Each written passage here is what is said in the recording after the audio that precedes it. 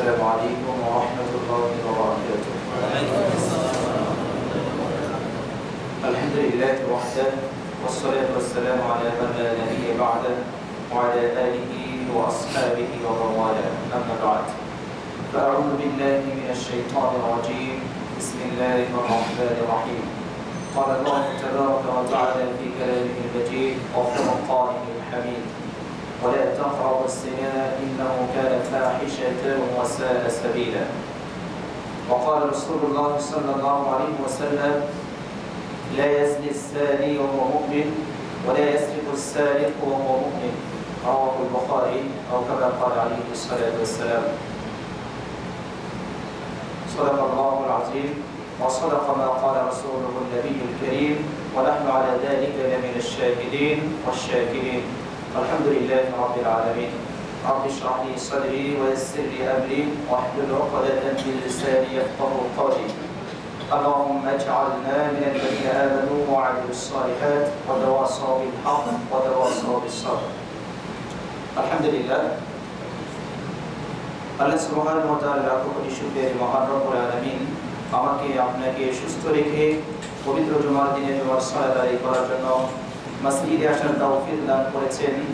আমরা মহান রব্বুল আলামিনের শুকরিয়া আদায় করি বলি আলহামদুলিল্লাহ। আলহামদুলিল্লাহ। আমি আজকে পবিত্র কোরআন কারীমের সূরা বনী ইসরাঈলের 32 নম্বর আয়াতে কারিমাটি তেলাওয়াত করেছি। এই আয়াতে কারিমাকে সামনে রেখে আমরা ইনশাআল্লাহ কোরআন এবং সুন্নাহর আলোকে কিছু আলোকপাত করার প্রয়াস চালাবো।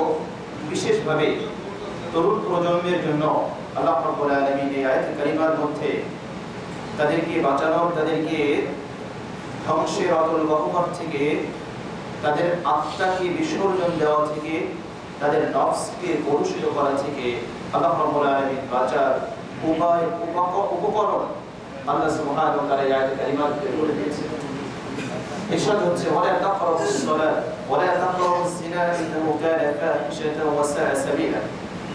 ওয়ালা তাকরাবুস জিনা, এই আয়াত কারিমার ভিতরে আল্লাহ সুবহানাহু ওয়া তাআলা বললেন, তোমরা ব্যভিচারের নিকটেও যেও না, তোমরা ব্যভিচারের ধারে কাছেও যেও না। আল্লাহ সুবহানাহু ওয়া তাআলা এই আয়াত কারিমার মধ্যে কথা বলেননি ওয়ালা তাসনু, তোমরা ব্যভিচার করো না, কিন্তু বললেন ওয়ালা তাকরাবু, তোমরা ব্যভিচার তো করবেই না, বরং ব্যভিচারের নিকটেও যাবে না। আল্লাহ রাব্বুল আলামিন যে সংবেদনশীলতা নিয়ে, যে স্পিরিট নিয়ে, যে ভাষার মাধুর্যতা নিয়ে আল্লাহ রাব্বুল আলামিন কোরআন কারীমের প্রত্যেক শব্দ চয়ন করেছেন, আমি আপনি যদি সেই মাহাত্ম্য অনুধাবন করতে পারি, তাহলে আল্লাহ রাব্বুল আলামিনের সেই প্রকার, আল্লাহ রাব্বুল আলামিনের তিনি যে হাকিম, এগুলো আমরা অনুধাবন করতে পারবো। আল্লাহ রাব্বুল আলামিনের শুকরিয়া জ্ঞাপন করা আমাদের জন্য সহজ হয়ে যাবে। আল্লাহ সুবহানাহু ওয়া তাআলা ব্যভিচারের কাছেও যেতে নিষেধ করেছেন। আমরা বলতে পারি, সহজ সরল ভাষায় যদি আমরা বলতে পারি, ব্যভিচার হচ্ছে একটি কাজ যার অনেকগুলো ছোট ছোট কাজ রয়েছে, অনেকগুলো ছোট ছোট উপসর্গ রয়েছে। যে কাজে যদি কোনো ব্যক্তি জড়িয়ে পড়ে, এক মহাকর্ষণ শক্তির আকর্ষণে তাকে ওই বড় কাজের দিকে তাকে টেনে নিয়ে যায়। সহজ উদাহরণ আমরা বলতে পারি, আমার তরুণ যুবক ভাইরা, ধরুন কোনো এক সময় হঠাৎ আপনার মোবাইলে একটি নারী কণ্ঠ ভেসে আসলো, আপনাকে সুন্দর ভাষায়, চিত্তাকর্ষক, হৃদয়গ্রাহী ভাষায় আপনাকে সম্বোধন করা হলো, আপনাকে ভাইয়া বলে সম্বোধন করা হলো, অথবা বলা হলো আপনি খুব কিউট, আপনি খুব চমৎকার, আপনার কণ্ঠস্বর অনেক মুগ্ধকর, চিত্তাকর্ষক, ইত্যাদি ইত্যাদি। এভাবে আপনি যদি প্রথমেই বলে দেন সরি, আপনি রং নাম্বারে ভুল ডায়াল করেছেন, আপনি ফোনটা কেটে দিলেন, তাহলে কি হলো? আপনি ব্যভিচারের যে পথ শুরুতেই আপনি সেটাকে বন্ধ করে দিলেন। এরপরে আপনি যদি বন্ধ করে না দেন, আপনি কথা বললেন, আজকে কথা হলো, আগামীকাল আবার কথা হলো, এরপরে ডেটিং হলো পার্কে, এরপরে পরিচয় হলো, দেখা হলো, এরপরে আপনি চূড়ান্ত পর্যায়ে চলে গেলেন। শুরুতেই যদি আল্লাহ রাব্বুল আলামিনের এই আয়াতে কারিমার উপর আমল হতো যে ব্যভিচারের সমস্ত পথকে তুমি রুদ্ধ করে দাও, সমস্ত দ্বারকে তুমি বন্ধ করে দাও, যদি শুরুতেই আমরা এখানে থেমে যেতাম, তাহলে কিন্তু এতগুলো পথ বা এই ধ্বংসাত্মক কাজে আপনাকে কিন্তু শয়তান আপনাকে নিয়ে যেতে পারত না।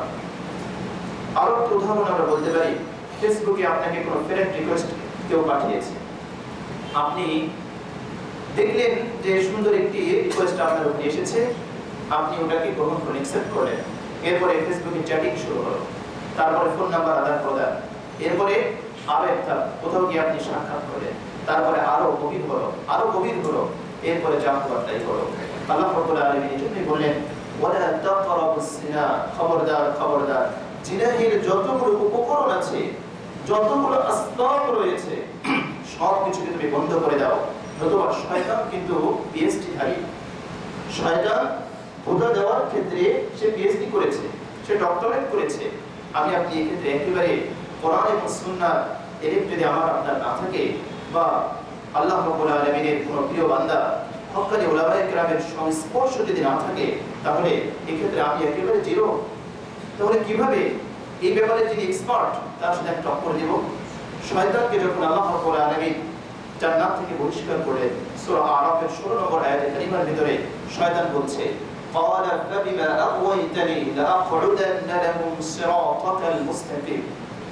হে রব্বুল আলামিন, তুমি যার কারণে আমাকে ধোঁকা দিয়েছো, আর যার কারণে আমাকে জান্নাত থেকে বহিষ্কার করে দিয়েছো, আমাকে ভ্রষ্ট করে দিয়েছো, লাআকউদান্না লাহুম সিরাতাকাল মুস্তাকিম, আমি তোমার প্রত্যেক সহজ সরল পথে সিরাতে মুস্তাকিমের উপরে আমি তাদেরকে ধোঁকা দেওয়ার জন্য কোট পেতে বসে থাকবো।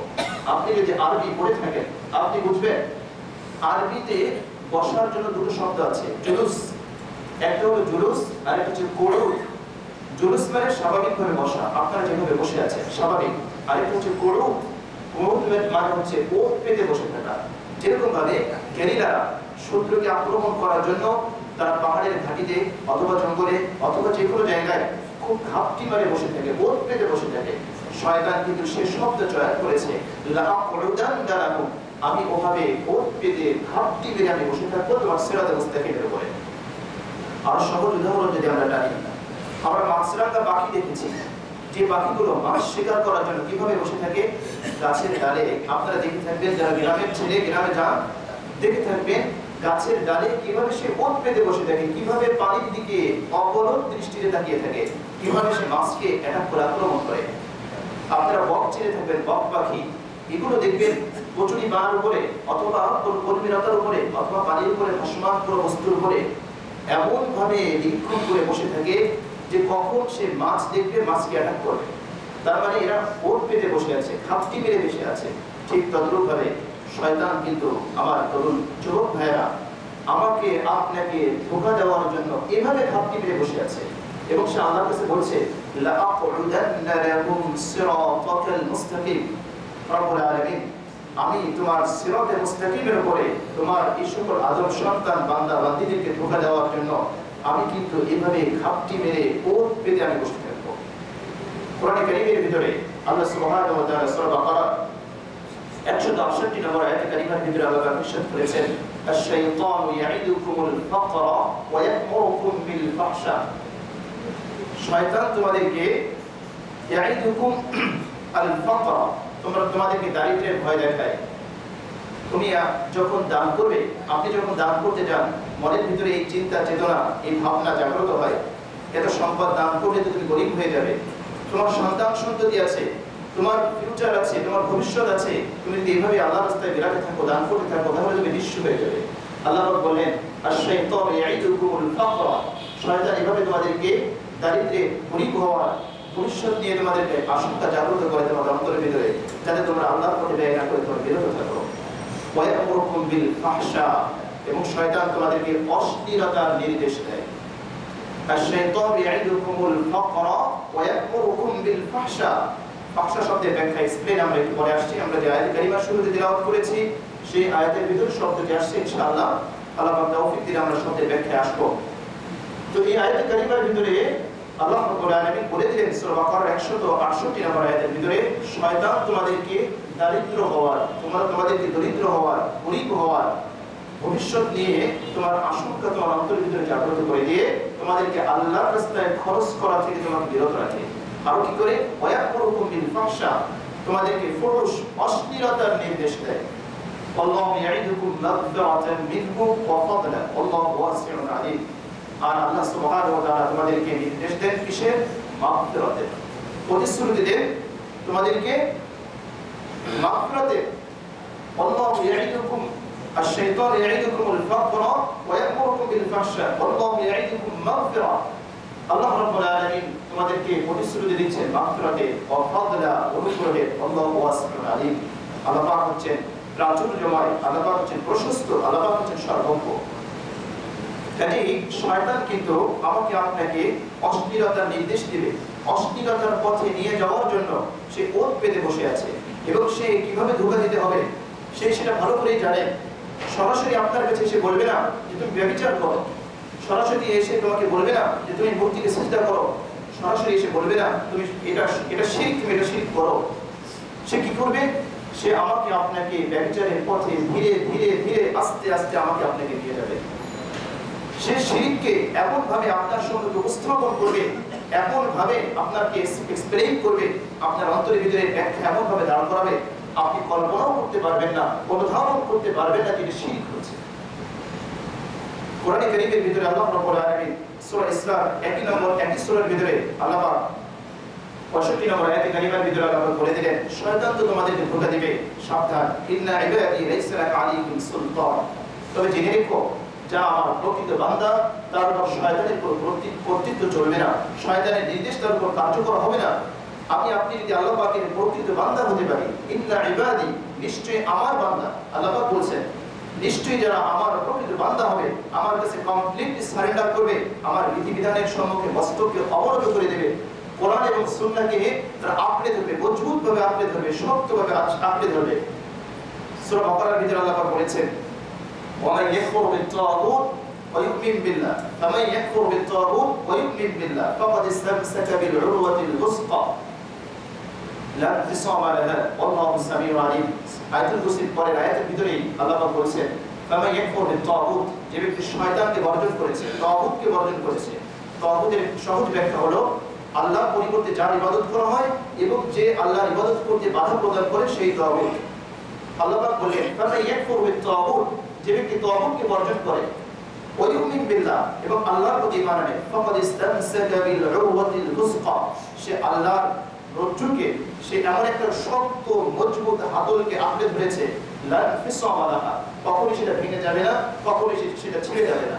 ঠিক তদ্রূপভাবে আল্লাহ পাক বললেন, ইন্না ইবাদি, যারা আমার বান্দা হবে, যারা আল্লাহ রাব্বুল আলামিনের প্রকৃত বান্দা হবে, লাইসা লাকা আলাইহিম সুলতান, কিন্তু তার উপরে শয়তানের কোনো কর্তৃত্ব চলবে না, শয়তানের কোনো রাজত্ব চলবে না, শয়তানের কোনো চক্রান্ত চলবে না, শয়তানের সমস্ত চক্রান্তের জালকে সে ছিন্ন করে দিতে পারবে, শয়তানের চক্রান্তকে সে দুর্বল করে দিতে পারবে, শয়তানের কোনো কৌশলকে সে ব্যর্থ করে দিতে পারবে। কারা পারবে? ইন্না ইবাদি লাইসা লাকা আলাইহিম সুলতান, যারা আল্লাহ রাব্বুল আলামিনের বান্দা হতে পারবে। তো একদিকে শয়তান কিন্তু নির্দেশ দিচ্ছে, শয়তান প্রতিনিয়ত আমাকে আপনাকে অশ্লীলতার দিকে নিয়ে যাওয়ার জন্য ওত পেতে বসে আছে, ঘাপটি মেরে বসে আছে। উদাহরণস্বরূপ, শয়তানের একটি পদক্ষেপে যখন আপনি পা বাড়িয়েছেন, হে আমার তরুণ যুবক ভাইয়েরা, তুমি যখন একটি পদক্ষেপে তোমার পা রেখেছো, তোমার পা বাড়িয়েছো, তুমি শয়তানের একটা কথা তুমি মেনে নিয়েছো। এখন শয়তান তোমার উপর জেঁকে বসেছে, শয়তান আমার উপর জেঁকে বসেছে। আপনি যখন শয়তানের একটা পদক্ষেপ গ্রহণ করেছি, শয়তানের একটা কথা মেনে নিয়েছি, শয়তান, আল্লাহ রাব্বুল আলামিন বলেছেন এই পথে যাওয়া যাবে না, ব্যভিচারের কাছেও যেও না, এগুলো ব্যভিচার, আর এগুলো হচ্ছে ব্যভিচারের পথ, এই পথ দিয়ে মানুষ ব্যভিচারের দিকে চলে যায়, অশ্লীলতার দিকে চলে যায়। আমার তরুণ যুবক ভাইরা, তুমি যখন একটা উপসর্গ, একটা পথে তুমি পা বাড়িয়েছো, তো শয়তানের একটা নির্দেশ তুমি মেনে নিয়েছো, এবার শয়তান তোমার উপর কর্তৃত্ব করার সুযোগ পেয়েছে। আল্লাহ পাক তো বলে দিয়েছিলেন, ইন্না ইবাদি লাইসা লাকা আলাইহিম সুলতান, আমার বান্দা যারা, তাদের উপর শয়তানের ক্ষমতা চলে না, শয়তানের কর্তৃত্ব চলে না, শয়তানের পুরো কৌশল, শয়তানের চক্রান্ত সবকিছু ব্যর্থ হয়ে যায়। কিন্তু আপনি যখন শয়তানের একটি পাতা ফাঁদে যখন পা দিয়েছি, একটি কথা মেনে নিয়েছি, শয়তান আমার উপরে তার কর্তৃত্ব শুরু করে দিয়েছে। আরেকটি পদক্ষেপ নিয়েছি, আরেকটি পদক্ষেপ গ্রহণ করেছি, তো শয়তানের আরেকটি কথা আমরা মেনে নিয়েছি, আরেকটি পদক্ষেপ শয়তানের মেনে নিয়েছি, তো শয়তান এবার আমার আপনার উপর পরিপূর্ণভাবে জেঁকে বসেছে। এখন আপনি আমার উপর নিয়ন্ত্রণ হারিয়ে ফেলেছি। আমার তরুণ যুবক ভাইয়েরা, তোমাকে বলছি, তুমি যখন ক্যাম্পাসে যাবে, তুমি যখন ভার্সিটিতে যাবে, তুমি যখন তোমার কর্মক্ষেত্রে যাবে, শয়তানকে যদি তুমি প্রশ্রয় দিয়ে দিয়ে তোমার উপর পরিপূর্ণ কর্তৃত্ব তুমি শয়তানের হাতে তুলে দাও, এখন তোমার কিছুই করার নেই। অনেকে এসে বলে যে হুজুর কিছুই করতে পারি না, চেষ্টা মনে মনে ভাবি যে কাজটা অপরাধ, কিন্তু বাঁচার কোনো ক্ষমতা নেই, বাঁচার আমার কোনো শক্তি নেই। তুমি অশ্লীল দৃশ্য দেখছো, তুমি কিন্তু এটা বন্ধ করতে পারছো না। তুমি দেখছো তোমার পাশ দিয়ে কেউ হেঁটে যাচ্ছে, সুন্দর একটি মেয়ে হেঁটে যাচ্ছে, তুমি তার দিকে তাকাচ্ছ, তুমি নিজেকে রক্ষা করতে পারছো না। কেন পারছো না? শয়তানের পথে তুমি পা দিয়েছো, আর শয়তান এখন আমার আপনার উপরে পরিপূর্ণভাবে জেগে বসেছে, যার কারণে আমি এটা কিছুই করতে পারছি না। এখন আমি যখন সালাত আদায় করি, সালাতে মন লাগে না, সালাত আদায় করতে ভালো লাগে না, কোরআন কারীম তিলাওয়াত করতে ভালো লাগে না, কোরআন কারীমের তিলাওয়াতে মন বসে না, কোরআন কারীম তিলাওয়াত করে আমি মজা অনুভব করতে পারি না। কেন পারি না? শয়তান পরিপূর্ণভাবে আমার আপনার উপর জেগে বসেছে, আমি শয়তানের পথে এখন অগ্রসর হয়েছি। তো আল্লাহ রাব্বুল আলামিন উম্মতে মুহাম্মাদীকে বাঁচানোর জন্য যে ব্যবস্থাপত্র দিয়েছেন, ওয়ালা তাকরাবুস সিনা ইন্নাহু কানা ফাহিশাতান ওয়া সাআ সাবিলা, কত চমৎকার কথা আল্লাহ সুবহানাহু ওয়া তাআলা বলে দিয়েছেন যে ব্যভিচারের যে সকল পথ রয়েছে, যে সকল দরজা রয়েছে, যে সকল দ্বার রয়েছে, যে পথ দিয়ে ব্যভিচার আসতে পারে, অশ্লীলতা আসতে পারে, সেই সকল পথগুলোকে তুমি রুদ্ধ করে দাও, সেই সকল পথগুলো সূচনাতেই অঙ্কুরেই তুমি বন্ধ করে দাও। তাহলে তোমার কাছে তুমি ওই পথে, ওই ধ্বংসাত্মক পথে তুমি অগ্রসর হবে না। তো আল্লাহ রাব্বুল আলামিন বলেন ওয়ালা তাকরাবুস সিনা ইন্নাহু কানা ফাহিশা ওয়া সাআ সাবিলা। ইন্নাহু কানা ফাহিশা, এটি অশ্লীলতা। আমরা জানি আরবি শব্দ ওয়াহাশ এবং ফাহাশ। ওয়াহাশ বলা হয় জঙ্গলি জন্তু জানোয়ার, জীবজন্তু জানোয়ারকে বলা হয় জঙ্গলি জানোয়ার, তাদেরকে বলা হয় ওয়াহাশ। যেগুলো মানুষকে আক্রমণ করে অথবা আক্রমণ করে না, এগুলোকে বলা হয় ওয়াহাশ, চতুষ্পদ জন্তু, জঙ্গলি জানোয়ার। সাধারণত ওয়াহাশ শব্দটি ব্যবহৃত হয় যেগুলো মানুষকে অ্যাটাক করে। আরেকটি শব্দ হচ্ছে ফাহাশ। তো জন্তু জানোয়ার যেই কাজগুলো করে, সেই কাজ পুরো মানুষ যখন করে তখন তাকে বলা হয় ফাহিশ, সে অশ্লীল কাজ করে ফেলেছে। অর্থাৎ এই কাজগুলো জীব জানোয়ারের কাজ, এই কাজগুলো মানুষের কোনো কাজ নয়, এই কাজগুলো মানবতার কোনো কাজ নয়, বরং মানবতাকে শেষ করে দেওয়ার জন্য এগুলো হচ্ছে অন্যতম একটি মহাপরিকল্পনা। যেই পরিকল্পনা আজকে যারা নন মুসলিম, যারা শয়তানের দোসর, যারা ইবলিসের প্রেতাত্মা, তারা মুসলিম তরুণ যুবকদের আত্মিকভাবে ধ্বংস করে দেওয়ার জন্য তারা এই মহা পরিকল্পনা তারা গ্রহণ করেছে। আর আমাদের তরুণ যুবক, আবার বৃদ্ধ বনিতা, তারা আমরা এই স্রোতের দিকে এগুলো আমরা দ্রুত ধাবিত হচ্ছি এবং নিজেদেরকে ধ্বংসের অতল গহ্বরে আমরা নিক্ষেপ করেছি। আল্লাহ পাক বলেন ইন্নাহু কানা ফাহিশা, এটি হচ্ছে অশ্লীলতা, ওয়া সাআ সাবিলা, এটি হচ্ছে একটি নিকৃষ্ট পথ, একটি ভয়ঙ্কর পথ।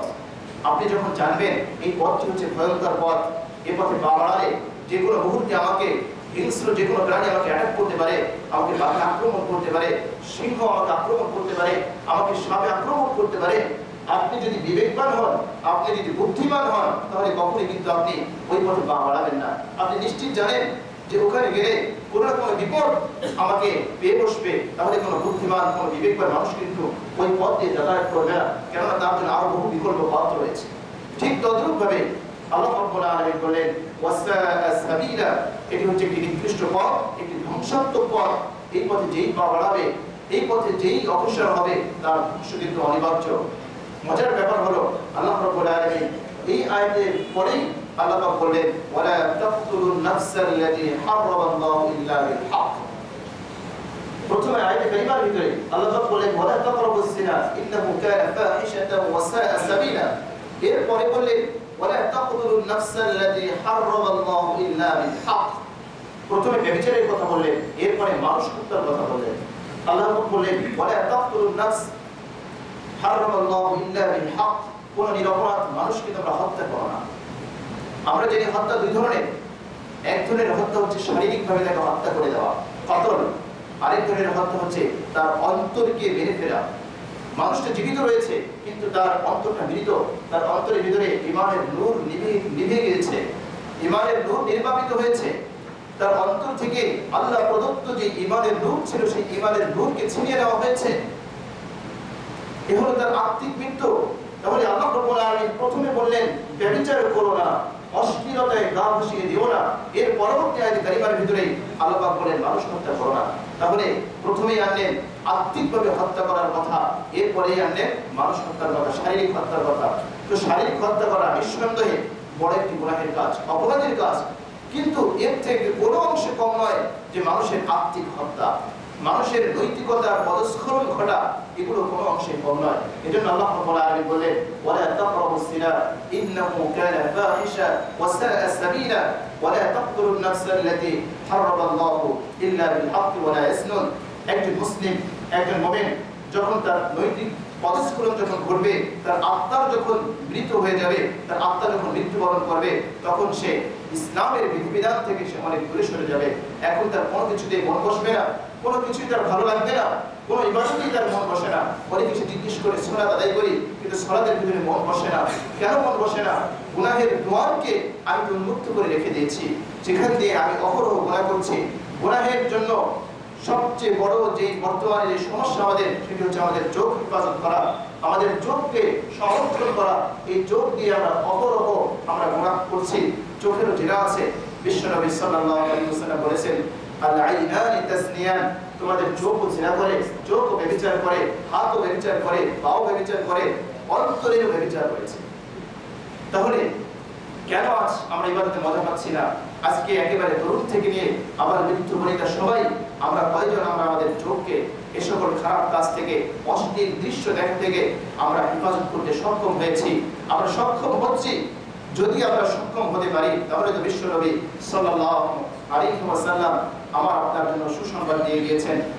মুসনাদ আহমদের হাদিস আবু উমামা রাদিয়াল্লাহু তাআলা থেকে বর্ণিত, তিনি বলেন قال رسول الله صلى الله عليه وسلم من نظر إلى محاسن امرأة أول مرة ثم يغض بصره فأحدث الله له عبادة يجد حلاوة رواه أحمد। মুসনাদ আহমদের হাদিস, বিশ্বনবী সাল্লাল্লাহু আলাইহি ওয়াসাল্লাম বলেছেন, কোন ব্যক্তি যখন কোন মহিলার দিকে দৃষ্টিপাত করবে, কোন ব্যক্তি, কোন মুসলমান যখন কোন মহিলার দিকে দৃষ্টিপাত করে, অথবা এর বিপরীত কোন মহিলা যখন কোন বেগানা কোন পুরুষের দিকে দৃষ্টিপাত করে, যাদের সাথে বৈবাহিক সম্পর্ক জায়েজ আছে, এটাকে বলা হয় গায়রে মাহরাম, মাহরাম ছাড়া, যাদেরকে বিয়ে করা জায়েজ, এরা ছাড়া অন্যদের প্রতি যখন দৃষ্টিপাত করবে, আউয়ালা মারাতিন, প্রথমবার, সুম্মা ইয়াকুদ্দু বাসরা, এরপর সে তার দৃষ্টিকে ফিরিয়ে রাখবে, তার দৃষ্টিকে অবনমিত করে রাখবে, আল্লাহ রাব্বুল আলামিন কি করবেন? আহদাসাল্লাহু লাহু ইবাদাতান ইয়াজিদু হালাওয়াতা। বিশ্বনবী সাল্লাল্লাহু আলাইহি ওয়াসাল্লাম বলেন, আল্লাহ রাব্বুল আলামিন তাকে এমন ইবাদত বন্দেগী করার তৌফিক তাকে দান করবেন, যে ইবাদতের মজা স্বাদ সে তার অন্তরে অনুভব করতে পারবে। সাহাবায়ে কিরাম রাদিয়াল্লাহু তাআলা আলাইহিম আজমাইন সালাতে দাঁড়াতেন, সালাত আদায় করতে করতে কখনো ফজরের আযান হয়ে যেত। আমরা বহু দৃষ্টান্ত ইতিহাসের কিতাবে আমরা এমন পাই যে আল্লাহর প্যারা বান্দারা রাতের বেলায় ঘুমাতে পারতেন না, উঠে সালাত আদায় করতেন, কখন যে ভোর হয়ে যেত তারা অনুভব করতে পারতেন না, টেরও পেতেন না। কেন? কিসের কারণে? তারা ইবাদতের ভিতরে মজা, ইবাদতের স্বাদ তারা অনুভব করতে পারতেন, ইবাদতের প্রকৃত লাজ্জাত তারা অনুভব করেছেন। আমার তরুণ যুবক ভাইয়েরা, এভাবে আমরা কিন্তু আমাদের আত্মাকে আমরা কলুষিত করে ফেলেছি। আপনি যখন একটা অশ্লীল দৃশ্য দেখেছেন, আপনার অন্তরকে আপনি আচ্ছাদিত করে ফেললেন, গুনাহের কালিমা দিয়ে ঢেকে ফেললেন, তওবা করেননি, আবার আপনি অশ্লীল দৃশ্য দেখলেন, আপনার অন্তরকে আবার আপনি আচ্ছাদিত করে ফেললেন। এভাবে অন্তর কলুষিত হতে হতে হতে একসময় আপনার অপরাধ বোধ, এটি যে অপরাধ, এই চেতনায় আপনি হারিয়ে ফেলেছেন। এখন আর আপনার মনে হয় না যে এটি একটা অপরাধ, আপনি এখন কল্পনাও করতে পারেন না, ভাবতেও পারেন না, আপনার অন্তরের ভিতরে এই চিন্তা চেতনা কখনো জাগ্রতই হয় না যে এটা একটা অপরাধ। আপনি একজন সালাত আদায়কারী ব্যক্তি, ৫ ওয়াক্ত সালাত সঠিকভাবে আদায় করেন। প্রথম যখন আপনি এক ওয়াক্ত সালাত যদি কখনো অ্যাক্সিডেন্টলি ঘটনাক্রমে যদি আপনার এক ওয়াক্ত সালাত মিস হয়ে যায়, আপনার ভিতরে কিন্তু এক ধরনের পেরেশানি, আপনি কিন্তু অনুভব করতে পারেন যে আহারে এক ধরনের অস্থিরতা সৃষ্টি হয়, যে আমার এক ওয়াক্ত সালাত ছুটে গিয়েছে, এক ওয়াক্ত সালাত মিস হয়ে গেছে। তো আলহামদুলিল্লাহ, আপনি যদি আদায় করে নেন, কাজা আদায় করে নেন, আল্লাহর কাছে তওবা করেন, তো আপনি স্বাভাবিক অবস্থায় চলে আসবেন। তো এক ওয়াক্ত সালাত মিস হলো, এরপরে আরেক ওয়াক্ত সালাত মিস হলো, এরপরে আপনি ইচ্ছাকৃতভাবে আরেক ওয়াক্ত সালাত ছেড়ে দিলেন, এরপরে আরো এক ওয়াক্ত ছেড়ে দিলেন। এভাবে কিছুদিন যেতে যেতে আপনি যে সালাত আদায় করেন না, এই অনুভূতি আপনি হারিয়ে ফেলবেন। সালাত আদায় করা, সালাত আদায় না করা যে একটা মহাপাপ, একটা মারাত্মক অপরাধ, একটা মারাত্মক গুনাহ, এই অনুভূতি আপনি হারিয়ে ফেলবেন। কেন? এক ওয়াক্ত সালাত যখন আমি ছেড়ে দিয়েছিলাম, এক ওয়াক্ত সালাত যখন আমি আদায় করিনি, আমার অন্তরের ভিতরে একটা কালো দাগ পড়েছে, অন্তর স্বচ্ছ ছিল, সেখানে একটা কালিমা পড়েছে, একটা আবরণ পড়ে গিয়েছে। এরপরে যখন আরো একটা সালাত আমরা ছেড়ে দিয়েছি, আরেকটা আবরণ পড়েছে, আরো একটা সালাত মিস হয়েছে, আরো একটা আবরণ পড়ে গিয়েছে, এভাবে আবরণ করতে করতে অন্তরটা একেবারে কলুষিত হয়ে গিয়েছে, একেবারে আচ্ছাদিত হয়ে গিয়েছে। এখন সালাত তরক করলে, সালাত ছেড়ে দিলে যে এত বড় কবিরা গুনাহ হবে, এই অনুভূতি আমি হারিয়ে ফেলেছি। তাহলে বুঝতে হবে, আমি আপনি যখন চোখ দিয়ে একটা অপরাধ করি, চোখ দিয়ে যখন খারাপ কোনো জিনিস আমরা তাকাই, খারাপ কোনো অশ্লীল দৃশ্য আমরা দেখি, তখন কিন্তু এর প্রভাব আমার অন্তরের ভিতরে পড়ে, তার প্রভাব আপনার ইবাদতের ভিতরে পড়ে, আমার ইবাদতের ভিতরে পড়ে। ইবাদত করতে তখন মজা লাগে না, এর প্রভাব আমার পরিবারের উপরে পড়ে, এর প্রভাব সমাজের উপরে পড়ে, এর প্রভাব রাষ্ট্রের উপরে পড়ে। কোরআন কারীমের ভিতরে আল্লাহ সুবহানাহু ওয়া তাআলা এজন্যই আমাদের চোখকে হেফাজত করার জন্য আল্লাহ রাব্বুল আলামিন নির্দেশ দিয়েছেন। অনেকে আমরা ভাবতে পারি যে পর্দার বিধান মনে হয় শুধুমাত্র নারীদের জন্য, আমাদের মা বোনদের জন্য। আপনার এই ধারণা ভুল। পর্দা পুরুষেরও আছে, নারীদেরও আছে। পবিত্র কোরআন কারীম খুলুন, সূরা নূরের ভিতরে আল্লাহ সুবহানাহু ওয়া তাআলা চোখ হেফাজতের কথা বর্ণনা করতে গিয়ে প্রথমে পুরুষের কথা বলেছেন, এরপরে নারীর কথা বলেছেন। আল্লাহ সুবহানাহু ওয়া তাআলা প্রথমে বলেছেন, কুল লিল মুমিনিনা ইয়াগুদ্দু মিন আবসারিহিম ওয়া ইয়াহফাযু ফুরুজাহুম যালিকা আযকা লাহুম ইন্নাল্লাহা খাবীরুম বিমা ইয়াসনাউন। আল্লাহ রাব্বুল আলামিন প্রথমে বললেন, কুল, হে মুহাম্মদ সাল্লাল্লাহু আলাইহি ওয়াসাল্লাম, আপনি মুমিনদেরকে বলে দেন। মুমিন হচ্ছে পুরুষদেরকে বলা হয় মুমিন, আর মুমিনাত বলা হয় নারীদেরকে। আল্লাহ রাব্বুল আলামিন প্রথমেই বললেন, কুল লিল মুমিনিন, আপনি মুমিনদেরকে বলে দিন, ইয়াগুদ্দু আবসারাহুম, তারা যেন তাদের দৃষ্টিকে অবনমিত রাখে। আপনি যখনই কোনো খারাপ কোনো দৃশ্যের প্রতি আপনার চোখ পড়বে, যে সকল দৃশ্যগুলো আপনার জন্য দেখা শরীয়ত নিষিদ্ধ করে দিয়েছেন, কোরআন এবং সুন্নাহ নিষেধ করে দিয়েছেন, আল্লাহ সুবহানাহু ওয়া তাআলা যেগুলো দেখা আমার আপনার জন্য হারাম করে দিয়েছেন, যদি এগুলো দেখার সাথে সাথে আমি আপনি চোখকে অবনমিত করে ফেলি, কোরআনের এই নির্দেশকে আমরা মান্য করি, তাহলে কেবলমাত্র আমি আপনি ইবাদতের মজা অনুভব করতে পারবো, স্বাদ অনুভব করতে পারবো। তো আল্লাহ সুবহানাহু ওয়া তাআলা প্রথমেই বললেন পুরুষদেরকে, হে দুনিয়ার পুরুষরা শোনো, কুল লিল মুমিনিনা ইয়াগুদ্দু মিন আবসারিহিম, এরকম চোখে, এরকম জায়গায় যখন তোমার চোখ পড়ে যাবে, তোমার দৃষ্টি পড়ে যাবে, তুমি তোমার দৃষ্টিকে অবনমিত করবে। পরবর্তী আয়াতে কারিমার ভিতরে আল্লাহ সুবহানাহু ওয়া তাআলা বললেন, কুল লিল মুমিনাতি ইয়াগুদ্দুনা মিন আবসারিহিন্না ওয়া ইয়াহফাযনা ফুরুজাহুন্না। হে মুহাম্মদ সাল্লাল্লাহু আলাইহি ওয়াসাল্লাম, আপনি বলে দিন মুমিনদেরকে, মুমিনাদেরকে, যারা নারী ঈমান এনেছে, যারা মুসলিম মহিলা, যারা মুমিন মহিলা, তাদেরকে বলে দিন, ইয়াগুদ্দুনা মিন আবসারিহিন্না ওয়া ইয়াহফাযনা ফুরুজাহুন্না, তারা যেন তাদের দৃষ্টিকে অবনমিত রাখে, তারা যেন তাদের দৃষ্টিকে নিচু রাখে।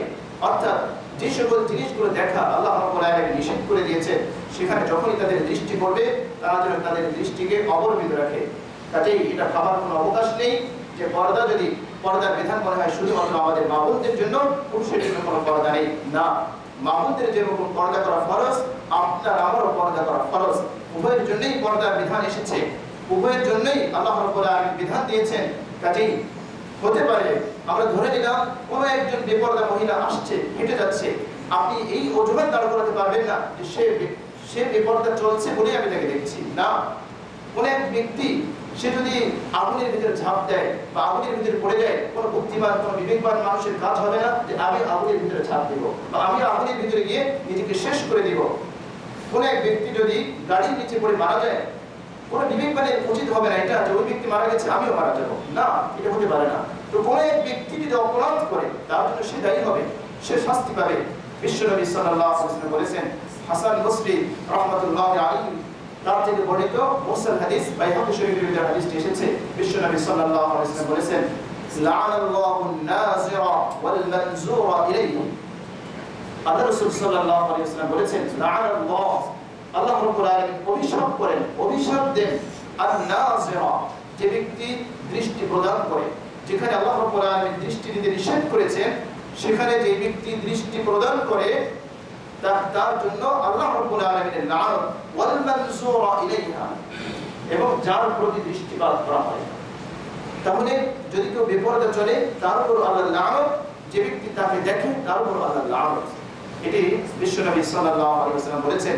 কাজেই আমার তরুণ যুবক ভাইয়েরা, আল্লাহ রাসূল সাল্লাল্লাহু আলাইহি ওয়াসাল্লাম যারা চরিত্রকে সংশোধন করবে, যারা চরিত্রকে পবিত্র রাখবে, তার জন্য মহা সুসংবাদের ঘোষণা বিশ্বনবী সাল্লাল্লাহু আলাইহি ওয়াসাল্লাম প্রদান করে দিয়েছেন।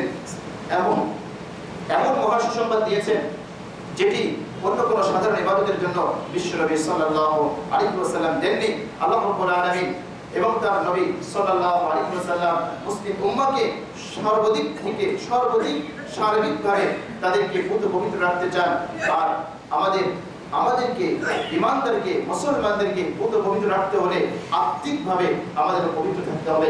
আমার আত্মা, আমার অন্তর যদি কলুষিত হয়ে যায়, আমার অন্তর যদি ধ্বংস হয়ে যায়, তাহলে এর প্রভাব আমার ইবাদত বন্দেগীতে পড়বে, আমার সব জায়গায় পড়বে। এজন্য বিশ্বনবী সাল্লাল্লাহু আলাইহি ওয়াসাল্লাম বলেছেন, আলা ইন্না ফিল জাসাদি মুদগাতান ইযা সলুহাত সলুহাল জাসাদু কুল্লু ওয়া ইযা ফাসাদাত ফাসাদাল জাসাদু কুল্লু আলা ওয়া হিয়াল কলব। বিশ্বনবী সাল্লাল্লাহু আলাইহি ওয়াসাল্লাম বলেছেন, জেনে রেখো তোমাদের দেহের ভিতরে একটি গোশতের টুকরা আছে। ইন্না ফিল জাসাদ, জাসাদ বলা হয় দেহ, তোমাদের দেহের মধ্যে একটি গোশতের টুকরা আছে। ইযা সলুহাত সলুহাল জাসাদু কুল্লু, যখন ভিতরের জিনিসটি ভালো থাকে তোমার পুরো বডি ভালো থাকে। অর্থাৎ সেখান থেকে ভালো কমান্ড আসে। আমার অন্তর, আমার বিবেক যদি আমাকে ভালো জিনিসের ভালো কাজের কমান্ড করে, নির্দেশ করে, অঙ্গ প্রত্যঙ্গ সেগুলো বাস্তবায়ন করে। এরপরে প্যারা নবী সাল্লাল্লাহু আলাইহি ওয়াসাল্লাম বলেন, ওয়া ইযা ফাসাদাল জাসাদু কুল্লু, যখন ভিতরের ওই জিনিসটি পচন ধরে নষ্ট হয়ে যায়, তখন পুরো বডি তখন নষ্ট হয়ে যায়। কেননা ভিতর থেকে, বিবেক থেকে তখন ভালো কোনো নির্দেশ আসে না, কমান্ড আসে না। তখন ভিতরের অন্তর বিবেক মানুষকে খারাপ পথে চললে বাধা প্রদান করে না, আর সে অবলীলায় তখন যখন তার বিবেকের মৃত্যু ঘটে সে ওই পথে অগ্রসর করে, ওই পথে চলে। কাজেই অন্তরকে পরিশুদ্ধ করা, আত্মিকভাবে পবিত্র রাখা, এটি ইসলামের অত্যন্ত গুরুত্বপূর্ণ একটি জিনিস। ইল্লা মান আতাল্লাহ বিকলবিন সালিম, কিয়ামতের দিবসে অন্য কোনো জিনিসের কোনো উপকার আসবে না। ইয়াওমা লা ইয়ানফাউ মালু ওয়ালা বানুন, সেদিন সন্তান সন্ততি সম্পদ কোনো উপকারে আসবে না। ইল্লা মান আতাল্লাহ বিকলবিন সালিম, তবে যদি কোনো ব্যক্তি আল্লাহর দরবারে কলবে সালিম, একেবারে পবিত্র অন্তর নিয়ে আল্লাহ রাব্বুল আলামিনের দরবারে উপস্থিত হতে পারে, তাহলে সে ব্যক্তি কামিয়াব হবে। কাজেই আমি আমার তরুণ যুবক ভাইদের খিদমতে আরজ করতে চাই যে আসুন এই ধ্বংসাত্মক পথ পরিহার করুন, শয়তানের পথ চলা পরিহার করুন, অশ্লীলতায় গা ভাসিয়ে না দিয়ে আপনি একজন মুসলিম, আপনি মুমিন, আপনি নিজেকে পবিত্র রাখুন, আপনি ইসলামের পথে ফিরে আসুন। ইনশাআল্লাহ আগামী জুমায়ও আমরা এই বিষয়ে আলোচনা করব। কোরআনে কারীমে আল্লাহ রাব্বুল আলামিন এই সকল তরুণ যুব সম্প্রদায়, তাদেরকে উৎসাহ দেওয়ার জন্য, তাদেরকে বাঁচানোর জন্য চমৎকার দৃষ্টান্ত কোরআনে কারীমের ভিতরে আল্লাহ দিয়েছেন। এবং মহানবী সাল্লাল্লাহু আলাইহি ওয়াসাল্লাম যারা এভাবে নিজেদেরকে বাঁচিয়ে রাখবে, পবিত্র রাখবে, তাদের জন্য কি মহা সুসংবাদ আল্লাহ রাসূল এবং কোরআনে কারীমের ভিতরে আল্লাহ দিয়েছেন। আল্লাহ রাব্বুল আলামিন তৌফিক দান করলেন। ইনশাআল্লাহ এই বিষয়টা আমরা আগামী জুমে আলোচনা করব। আল্লাহ রাব্বুল আলামিন আমাদের সবাইকে শয়তানের পথ থেকে ফিরে এসে আল্লাহর পথে চলার তৌফিক দান করেন। আমিন। ওয়া আখিরু দাওয়ানা আলহামদুলিল্লাহি রাব্বিল আলামিন।